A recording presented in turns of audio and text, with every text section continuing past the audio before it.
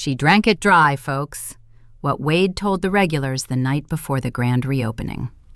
The dart leaves my hand and buries itself in the cork with a sound like a knuckle cracking. And that is the exact second Wade decides to say it loud enough for the whole bar to hear. "Don't feel bad for her," he says, one hand flat on the taps, the other pointing his beer at me like a man showing off a stain on a rug. "Phyllis drank it dry. 22 years and she poured this place straight down her own throat. I bought her out to save it." The light over the dartboard is that greasy amber it's been since 1988, and it catches the sweat on his forehead, and I can smell the fresh paint they'd rolled on the back wall that afternoon, the wall my father built. Somebody laughs, short and nervous. Somebody else, a man I'd fronted $40 tabs to for a decade, looks down into his glass and won't meet my eye. My third dart is still pinched between two fingers. The steel tip is cold. I didn't drink it dry. I built it, and Wade knew it. And worse than that, he had no idea what my name was actually on. Let me take you back, because you deserve to know how a woman ends up standing at her own dartboard being called a drunk in the bar her grandfather opened. My father was Emil Doran, and the Anthracite Tap opened on Public Square in Wilkes-Barre, Pennsylvania in September of 1962, with $41 in the register and a Genesee sign in the window. I was raised on a cot in the back office. I learned to count on beer caps. By the time I was 9, I could tell you the difference between a slow Tuesday and a bad one by the sound of the door. A bad Tuesday, the door barely breathed. My mother died when I was 14, and after that, it was Dad and me and the tap lines and the Friday fish that we ran on paper plates because a real kitchen was 3 permits away. I want you to understand, I am not a woman who dreams big. I dream exact. I dream in inventory counts and in the way a room feels when it's happy. When Dad's heart quit behind the bar on a February night in 1999, he fell against the ice bin, and the last thing he touched was the shaker. I was 31, and I did not sell. Everybody told me to sell. A regional group offered me $68,000 for the building and the name, and my Uncle Ray told me a bar was no place for a woman alone. And I said no to all of it. And I opened the next day at 11 a.m. sharp, because Dad never once closed for anything, and I wasn't about to start with his own funeral. Here is the part nobody paid attention to, which is the whole point of this story, so hold on to it. When my father died, everything came to me. The building at 214 East Northampton, the name, and the Pennsylvania retail liquor license, an R license, one of the old ones grandfathered from before the county went to quota. That license, in a town like ours, is worth more than the bricks. You cannot buy a new one. There aren't any. When one comes up, it goes for $80,000, $90,000, $110,000, and there's a waiting list. It was in my name, deed in my name, license in my name. Phyllis Ann Duran, printed on the certificate the state hangs its whole authority on. Remember that. Wade never did. I ran the Anthracite alone for 18 years. I refinished the bar top myself with a belt sander and 4 cans of marine spar varnish. I kept the vintage dartboard my father mounted in 1971, a proper English bristle board, a windmow, the cork worn pale in a ring around the treble 20 from 10,000 nights of men throwing tungsten and arguing about it. Tuesday was Darts League. I sponsored 2 teams out of my own pocket, jerseys and all, $400 a season, and I never missed a match. That board was the heartbeat of the place. When it was quiet, you could hear the little thud, thud, thud of somebody practicing alone, and it was the loneliest, best sound I know. I met Wade Kessler in the spring of 2017. He came in wearing a good jacket that didn't fit the room, and he ordered a Yingling and drank it slow and watched. He said he'd grown up 2 towns over in Nanticoke. He said he loved places like mine, real places, and that the whole industry was killing them, and that a bar like the Anthracite could be doing 3 times the business if it just had somebody handling the money side, while I handled the soul side. That's the phrase he used, the soul side. He knew exactly where to put the knife, even then. I just thought it was a compliment. And I'll be honest with you, because a story where the narrator's a saint is a lie. I was tired. I was 49, my knees hurt from 26 years on rubber mats, and the books were a mess because I did them at 2 a.m. on a legal pad. Wade had run 2 restaurants in the Poconos, or so he said, and he had a way of making a spreadsheet look like a solution. He put in $40,000 cash in the fall of 2017 for a 35% stake in the operating business, the LLC, the day-to-day. We signed at Coyle's office. More on Coyle later, because Marguerite Coyle is the reason I'm the one telling this, and Wade is the one you'll pity by the end. Here's the thing I did right, and I did it quiet, the way I do everything. The partnership Wade bought into was the business, Anthracite Tap LLC, the thing that sold the beer and paid the staff. It was not the building. It was not the license. Those I kept personally and leased to the LLC, the way my accountant Sal Petrucci set it up back in 2003 to protect the license from any lawsuit the bar might catch.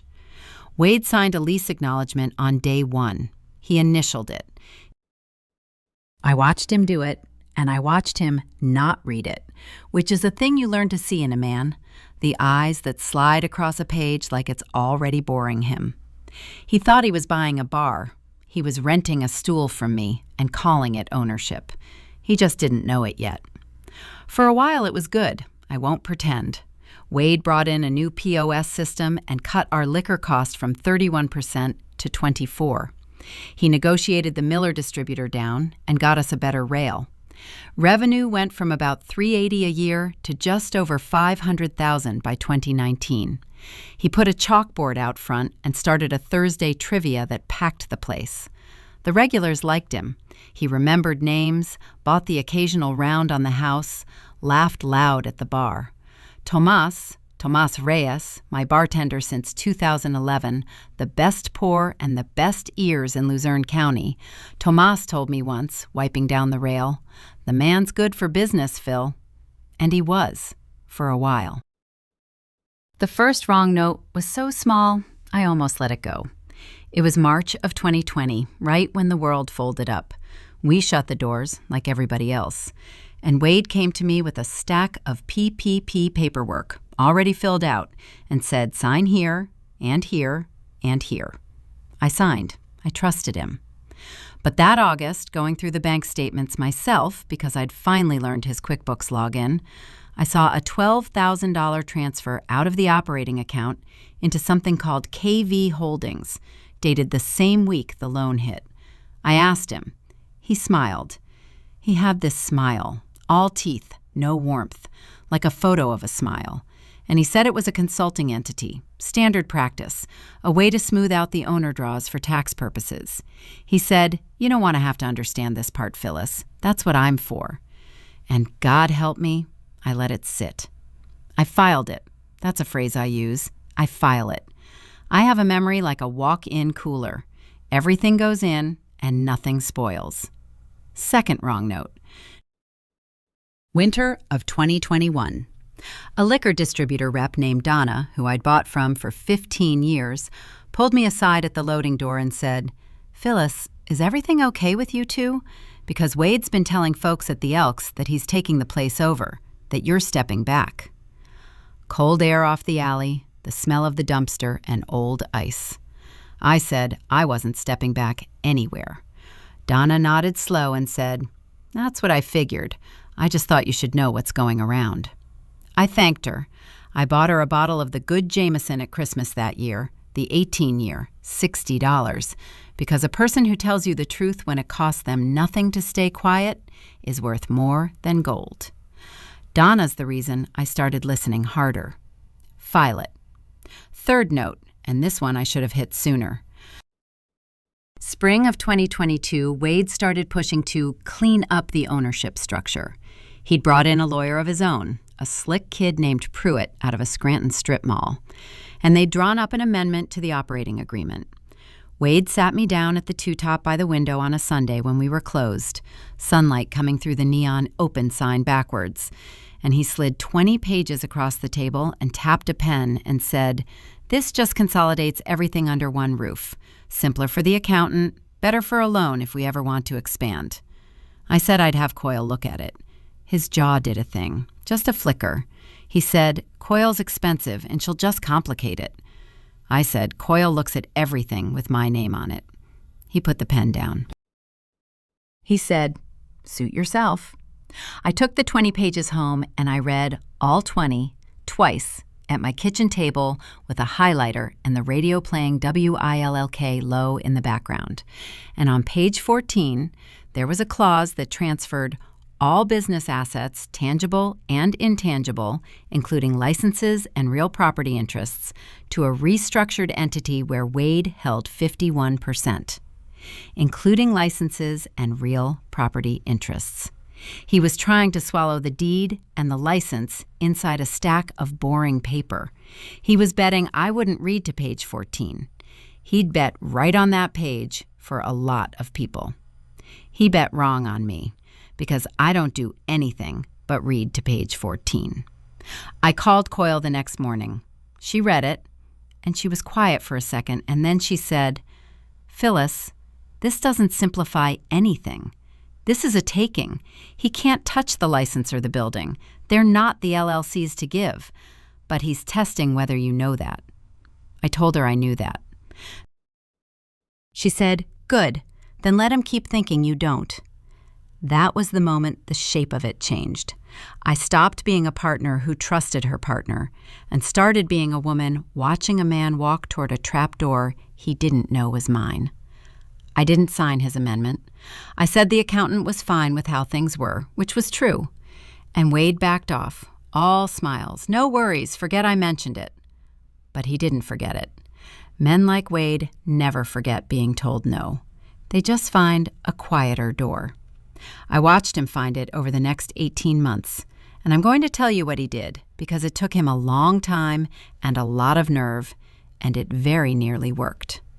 He started separating me from the money. He changed the bank so the statements went to a P.O. box I didn't have the key to.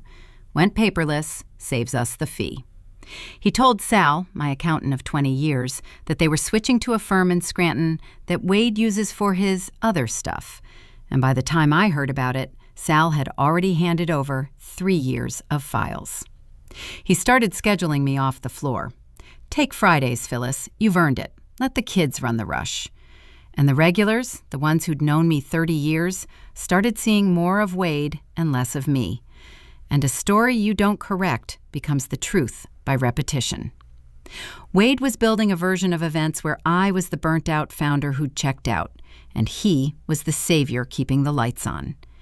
And then he started the drinking story. That one I only learned the full shape of later. He'd lean into a regular and lower his voice and say, "Between us, Phyllis has a problem. Always has. Why do you think the books were such a mess?" I've been covering the shortfalls out of my own pocket for years. It was brilliant, in the way a disease is brilliant. It explained everything at once. It made my competence look like his charity. It turned my own bar against me, one whispered confidence at a time. And here's the thing about a lie like that in a town like Wilkes-Barre. Nobody checks it, because checking it would mean calling a friend a liar, and it's easier to just feel a little sorry for poor Phyllis. By the summer of 2023, Wade made his move, and it was a forgery, plain and flat, the kind of thing a man only does when he's convinced you're too weak or too foolish to fight. He produced a buyout agreement, dated March 3rd, 2023. It said that I, Phyllis Ann Duran, had sold my entire remaining interest in the anthracite tap, and, in the language he'd cribbed from that old rejected amendment, all associated assets, licenses, and premises to Wade Kessler for the sum of $85,000, payable over 60 months. It had my signature on it. It had a notary stamp from a woman named Carla Voss, who I have never met in my life. It said I'd been paid a first installment of $14,000, and there was even a canceled check to prove it, which I later learned he'd washed and reprinted from an old check I'd actually written to a plumber in 2021. I found out he'd filed it the way you find out about most disasters, sideways, on an ordinary Tuesday. I got a certified letter from PLCB, the Pennsylvania Liquor Control Board, in October of 2023, addressed to me, saying they'd received an application to transfer the R license at 214 East Northampton to Wade Kessler, and did I, as the current licensee of record, wish to contest. My name on the license, which he apparently still assumed was just a formality he could paper over. I sat at my kitchen table and I read that letter 4 times. The furnace kicked on. A neighbor's dog was barking at nothing. And I did not cry, and I want to be clear about that, not because I'm hard, but because crying is for things you can't fix. And this I could fix. What I felt was that cold click I told you about, the sound of a bolt sliding home. Somewhere under my ribs, a door closed on the woman who'd trusted Wade Kessler, and it did not open again. I called Coyle. It was 8:40 on a Tuesday morning. I said, "Marguerite, he forged a buyout. He filed to take the license." My name's still on it. There was a pause, and then Coyle, who has known me since we were both broke, since she did my father's estate for $400 because that's all I had, Coyle said, "Read me the date on the agreement." I read it. March 3rd, 2023. She said, "Phyllis, where were you on March 3rd? And I started to laugh because I knew. "Marguerite," I said, "on March 3rd, I was in Danville, at Geisinger. I had my gallbladder out on March 2nd, and I didn't leave a hospital bed until the 5th. I couldn't have signed my own name to a birthday card." The line was quiet. Then Coyle said the sentence that started the machine. "Don't do anything. Don't tell him you know. Come in Thursday and bring every piece of paper you own." Here is where I have to disappoint anyone hoping I keyed his truck. I didn't. The weapon was never going to be my hands. The weapon was the truth, and I had more of it than he could dream, and I spent the next 4 months laying it out like a woman setting a very long table. We started with the deed.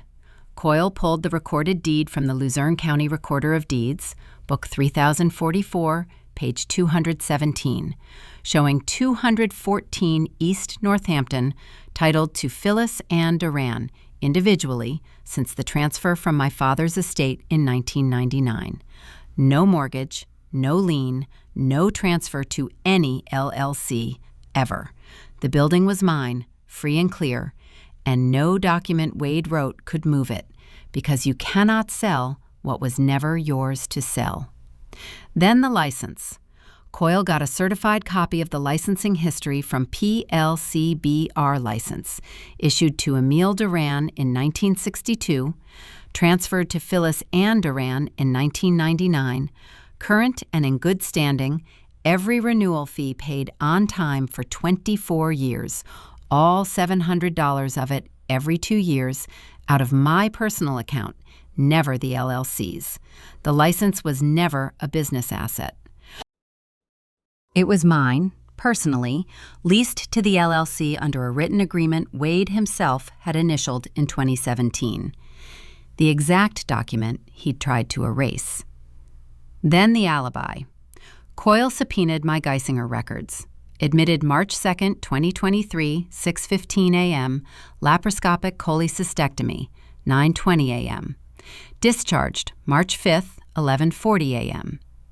There is a photograph, taken by a nurse named Aggie, because I asked her to, of me in a hospital gown giving the camera a thumbs up with an IV in my hand.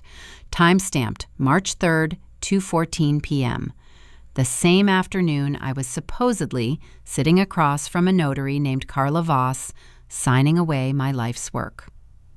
Then Carla Voss herself. This is where it got good. Coyle's investigator, a retired sheriff's deputy named Bill Hollenbeck, who charges $75 an hour and is worth $300, found Carla Voss in about a day and a half. She was Wade's cousin's girlfriend. Her notary commission had lapsed in 2021. Expired. Invalid. 2 years dead when she supposedly stamped my forged buyout. Hollenbeck sat with her in a Perkins on the Kingston side for 40 minutes, and Carla Voss, who was 26 years old and was in over her head, signed a sworn statement that Wade Kessler had paid her $300 to stamp a document she never watched anyone sign for a woman she never met. She was crying by the end of it, Hollenbeck said. I don't hate Carla Voss. She was a small person Wade used and threw at the problem. I hate the man who handed a scared kid a felony to save himself $300. Then the money. Sal, my Sal, who felt sick about handing off my files, quietly gave us everything before the Scranton firm scrubbed it. And KV Holdings, that consulting entity from 2020, it was Wade. Kessler Ventures. Over 3 years, he'd routed $141,000 out of the anthracite operating account into it, the PPP money, owner draws he'd never told me about, a management fee he'd invented. The man who told the whole town I drank the bar dry had siphoned $141,000 out of it with a straw.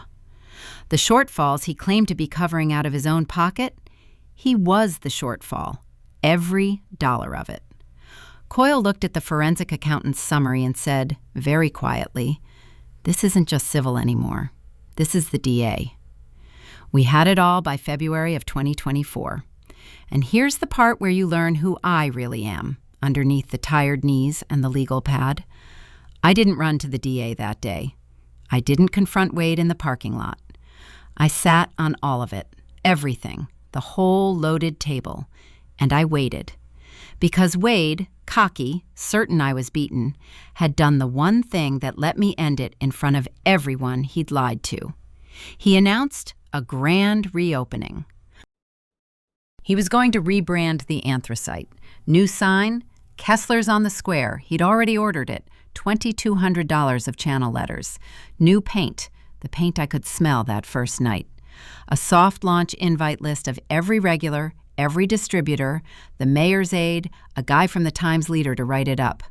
Friday, April 12th, 2024, 6 p.m. His coronation, the night he became, in the eyes of the whole neighborhood, the man who saved the anthracite from the drunk who ran it into the ground. I told Coyle, not before, not the day of, at it. Let him build the whole stage, let him hang the banner. And she looked at me for a long second, and Marguerite Coyle, who does not smile in a professional setting, smiled and said, "Phyllis Duran, remind me to never sell you a used car." Tomas knew. I have to tell you about Tomas, because a story about the people who fail you is only half a story. Tomas Reyes had watched Wade squeeze me off my own floor for 2 years, and Tomas never once believed the drinking lie. Not for a second. Because Tomas had poured beside me at 10,000 shifts and knew I drank exactly one thing, exactly once a year. A single Genesee on my father's birthday, standing at the dartboard, alone, after close. When I finally told Tomas the whole shape of it, in the walk-in with the compressor humming so nobody could hear, he set down the keg he was carrying, and he didn't say anything for a moment, and then he said, "Tell me when. Tell me where to stand." That's it. That's a good man. I said, "The reopening. Just keep pouring like it's a normal night. And Tomas, when I nod, unplug the new sound system." He grinned. "The Kessler's on the Square playlist." "That one," I said. Now. The night of April 12th, 2024, 6 p.m. He'd done it up. String lights, a banner over the bar. Kessler's on the Square, grand reopening, in a font that cost extra. The old Genesee sign was gone from the window. He'd taken down my father's sign. The place was packed. 40, 50 people. The distributor Donna in the corner watching everything. The guy from the Times Leader with a little recorder. The mayor's aide in a blazer. And the dartboard. My father's 1971 Winmow. The one thing Wade hadn't touched, because even he understood you don't move the heartbeat. still there under the greasy amber light, waiting. Wade was glowing, cream-colored shirt, sleeves rolled, working the room like a groom. And around 6:40, standing near the taps with a beer raised, he saw me come in. Because I came in, right through the front door I've walked through since I was born. And something crossed his face, but he was too high on his own night to be afraid yet. He decided to be gracious. He decided to make me part of the show. He raised his glass and he said it, loud, the line I opened this whole story with. Everybody, everybody, that's Phyllis, the founder. Give her a hand, a few claps. Then, softer, that photo smile turning to the room like he was sharing a hard truth among friends. Don't feel bad for her. Phyllis drank it dry. 22 years and she poured this place straight down her own throat. I bought her out to save it. And the room went that awful, polite quiet. And somebody laughed, nervous, and a man I'd fronted tabs to for a decade looked into his glass. I walked to the dartboard first. I don't fully know why. I think I needed to touch the one true thing in the room. I pulled the 3 darts out of the cork, the brass ones with the blue flights that have lived in that board's rail since the Clinton administration, and I held them, and the steel was cold, and I turned around. I did not raise my voice. I have learned that the quietest voice in a loud room is the one everybody strains to hear. Wade, I said, before you sell everyone a bar, you should probably own it. He laughed. Phyllis, Marguerite, I said. And Coyle stood up from the two-top by the window in her good gray suit with a leather folder, and the room turned like a field of sunflowers. And Wade's smile started to curdle at the corners because he did not know why a lawyer was at his party. Coyle didn't perform. She just laid it out, 1 page at a time, on the bar next to his tap handles, under his banner. This is the recorded deed to 214 East Northampton Street, she said. Luzerne County, Book 3044, page 217. It has been titled to Phyllis Ann Duran individually since 1999. It has never been owned by Anthracite Tap, LLC. Mr. Kessler has no interest in this building. He never has. Page 2. This is the current Pennsylvania retail liquor license for these premises, issued to Phyllis Ann Duran personally, in good standing, leased to the LLC under an agreement Mr. Kessler initialed on October 9, 2017. She set his own initialed page beside it. The license is not and has never been an asset of the business. It cannot be sold by the business. It cannot be sold by Mr. Kessler. The color was going out of Wade's face now. It goes from the top down, did you know that? The forehead first. Page 3. Coyle set down the forged buyout, his masterpiece, dated March 3, 2023, and right beside it, the Geisinger discharge summary and the photograph. Me, hospital gown, thumbs up, IV. Timestamp, March 3, 2023, 2:14 p.m. On the date Ms. Doran supposedly signed this agreement selling assets she personally owns, Coyle said, she was a patient recovering from surgery at Geisinger Medical Center in Danville, 40 miles from here. She could not have signed this.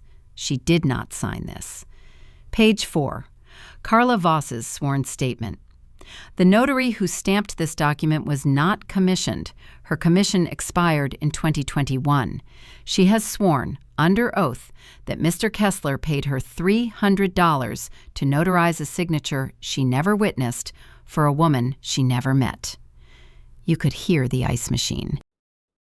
That's how quiet it got. 40 people, and you could hear the ice drop. And Wade Kessler, who ran 2 restaurants in the Poconos, who cut our liquor cost 8 points, who was so good for business. Wade did the thing cowards do when the mask comes off. He reached for charm one last time. This is a misunderstanding, folks. Phyllis is confused. She's not well. Page 5, Coyle said, and she didn't even raise her voice either. The operating account of the Anthracite Tap. Between 2020 and 2023, $141,000 was transferred to an entity called KV Holdings, Kessler Ventures, Mr. Kessler's personal company. The Luzerne County District Attorney's Office received a full copy of these records on Wednesday. She closed the folder. You didn't buy her out, Mr. Kessler. You robbed the register and blamed the woman who caught you. I want to tell you Wade said something clever. He didn't. He looked at the room, at Donna, who folded her arms, at the Times leader man who was writing very fast now, at the mayor's aide who had taken one large step backward, the way you step back from a man who's on fire. And Wade Kessler, 30% owner of nothing, seller of a bar he never owned, made a small sound in his throat, and he set his beer down on the bar so hard it slopped over the varnish I sanded with my own 2 hands, and he walked out the front door and into the April dark, and he did not take his $2,200 sign with him. I nodded at Tomas. He reached behind the bar and unplugged the new sound system, and the room went to true quiet. And then Tomas, bless him forever, Tomas turned on the old radio, the one Dad kept on the shelf, and Wilk came up low and warm the way it had my whole life. The grand reopening went on, just not the one Wade planned. I'm going to tell you how it ended, all of it, because you've earned the whole table. The DA filed in June of 2024. Forgery, a felony. Theft by deception over the $141,000, a felony. Identity theft. Wade Kessler took a plea in the spring of 2025 rather than let a Luzerne County jury look at that hospital photograph. 11 to 23 months in the county, 5 years probation, and a restitution order of $141,000 he will be paying back at $40 a week until roughly the heat death of the universe. Carla Voss got probation and a lesson. Pruitt, the strip mall lawyer, got a call from the disciplinary board. The forged buyout was declared void. Not that it needed a judge to say so, because you cannot sell a building that isn't yours, and you cannot transfer a license the state issued to somebody else. The PLCB threw out his transfer application in a 2-line letter. My license never left my name. It never could have. That was the whole thing Wade never understood. The certificate on the wall said Phyllis Ann Duran, and the state of Pennsylvania doesn't care how good your forgery is when the real name is right there in their file. The LLC operating agreement had a clause. Coyle put it there in 2017. I'll admit I didn't understand it at the time. That a partner convicted of a felony against the company forfeits his interest. Wade's 35% came back to me for $1. I paid the $1. Coyle framed the receipt. I took the Kesslers on the Square banner down myself, and I used it, I'm not too proud to say, to line the bottom of the recycling bin behind the building. The channel letters he ordered, I never hung. I put Dad's Genesee sign back in the window where it's lived since 1962, and I had a man named Reuben repaint Emel's Daughter under the anthracite name on the front glass in gold leaf, $90, because I wanted the whole square to know exactly whose bar it is. Now the part I actually care about. On the first Friday after it was all truly finished, deed clean, license clean, Wade, a name we don't say, I threw a real reopening. No press, no mayor's aide, just the people who'd stood in the room. Donna came, and I gave her the first pour, and I told the whole bar what she did at that loading door in 2021, and she turned red and told me to hush. Sal came, and I hugged him because he'd carried guilt he never earned. Bill Hollenbeck came and drank exactly 1 club soda because he's a professional even off the clock. Coyle came in jeans, which I'd never seen, and she looked 10 years younger.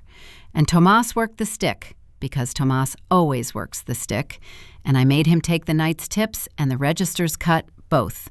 One generous act, I said. Don't argue with me. You kept pouring like it was a normal night when it was the worst and best night of my life. And a man who does that gets paid. Aggie, the nurse who took the thumbs-up photo, I sent her a card and a $100 gift certificate she'll never fully use because I'll always comp her. Late, near close, the place warm and loud and full of the low thud, thud, thud of somebody practicing at the board. Tomas leaned over the rail and said, "You gonna say something, Phil? Give a toast?" And I thought about it. I thought about all the words I could reclaim. Drank it dry. I could stand up and turn that phrase inside out for the whole room. But I've never been a woman who dreams big. I dream exact. So I walked to my father's dartboard, the 1971 Winmow under the greasy amber light, the cork worn pale around the treble 20 from 10,000 honest nights. And I pulled the brass darts with the blue flights out of the rail, and I felt the cold steel tip settle into the pads of my fingers, the way it has since I was a girl on a cot in the back.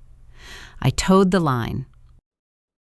The room went quiet, the good way, the way a happy room goes quiet, and I threw the first dart of the night in the tavern that's mine.